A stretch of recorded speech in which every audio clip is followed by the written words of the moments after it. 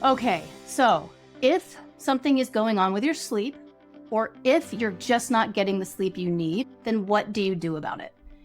The first thing, which I genuinely believe is doable for all of us, no matter how busy, is to simply get 20 extra minutes of sleep a day. If you think about it, there are 3 different ways to do this. You can either go to bed 20 minutes earlier and, in fact, get really religious about making sure you go to bed 20 minutes earlier, ideally after a wind down routine. And with a little luck, you'll fall asleep earlier and you'll tack that 20 minutes on to the beginning of your nocturnal sleep episode. The second way to do it, and this will work better if you're a night type or a night owl, is to sleep in 20 extra minutes. So tell me if this is you or somebody you know, if you set your alarm, but 90% of the time you snooze it at least once, maybe twice, what that means is you should get the 20 extra minutes on the back end, meaning in the morning. Don't set the alarm until you know you're really ready to wake up. So set it 20 minutes later than what you normally would and just let yourself sleep. It is much better to just let the brain stay locked in to a good sleep cycle rather than snoozing. So I know there's something delicious about hitting the snooze button. To be honest, I feel a little bit like a hypocrite for telling you this because I still do it sometimes. But when my life is busy, when I have a lot to do especially, and honestly, the best advice just in general is to not hit snooze. Just let your brain stay locked in if you know you're going to need that sleep. So those are the 2 first ways. The third one, and really this is the most powerful, is to get a daytime nap. Now, a couple of things here.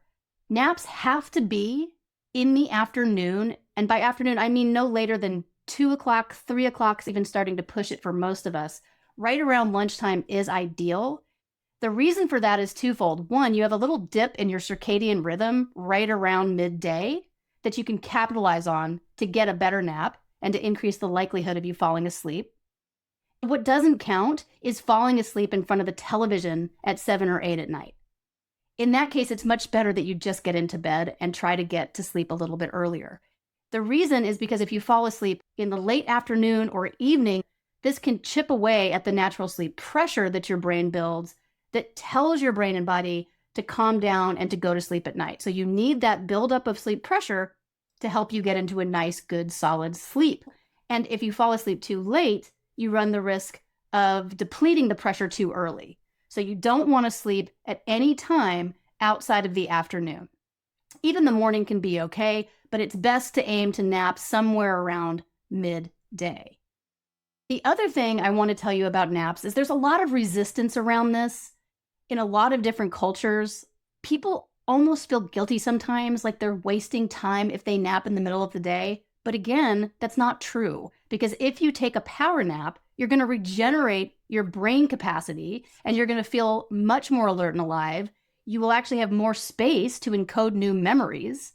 It's really one of the best things we can do. You know, here in the United States, we sleep in kindergarten, and I often think we never should have stopped. Or at least we should take a break in the middle of the day, which is the next best thing. But that nap is truly, for most people, the best way to get that extra 20 minutes of sleep. And we're not sure why, but one reason, one good idea about it may be that because you want to go into just a very light stage of stage 2 sleep for those naps, because remember, you're keeping them very brief, no more than 20 minutes, it may be that that is enough to jumpstart the memory consolidation process. And because you're quite literally transferring memories from the hippocampal system out to neocortex, when you nap, you're cleaning the cache, if you will. You're making space for new incoming information, and therefore you're more cognitively alert, and you're more effective, and you're also less tired. So if this is possible for you, absolutely do it. Again, you want to keep that nap very short, 20 minutes. And when I say 20 minutes, I mean set your alarm for 20 minutes.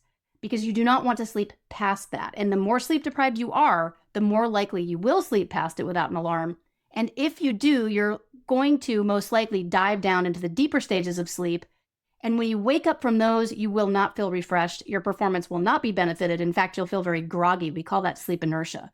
But by keeping the nap short, you keep your brain in stage 2, which is very easy to awaken out of, but you still get the benefits we just talked about in terms of the neural systems being refreshed.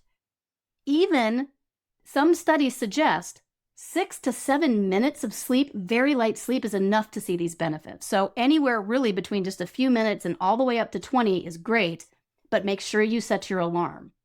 About 80% of people who tell me that they could never possibly do this because they're just not good nappers, if I have them lie down in the same place at roughly the same time on a regular basis, most people will start sleeping. So this is something that if you can, I encourage you to try. The alternative to a 20-minute nap is the 90-minute nap. Now you remember 90 minutes is about how long it takes your brain to get all the way through an ultradian or REM cycle, right? Down into slow wave sleep, up into rapid eye movement sleep.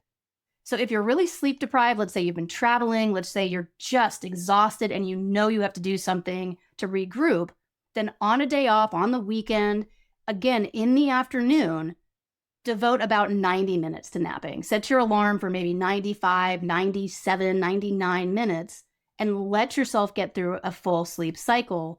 I do this when I'm traveling abroad, when I'm dealing with circadian issues, when I'm just exhausted for some other reason and I know I have to be at my best. I prioritize my sleep like crazy, and I will often try to get this 90-minute nap during the afternoons because I know that I'm not getting enough sleep otherwise. So the 20-minute nap or the 90-minute nap, really anything that's in between 20 and 90, you run the risk again of falling into slow wave sleep, waking up out of it or after having a lot of it, and thus feeling groggy and not being able to perform at your best. So keep the naps short or go ahead and strive for about 90.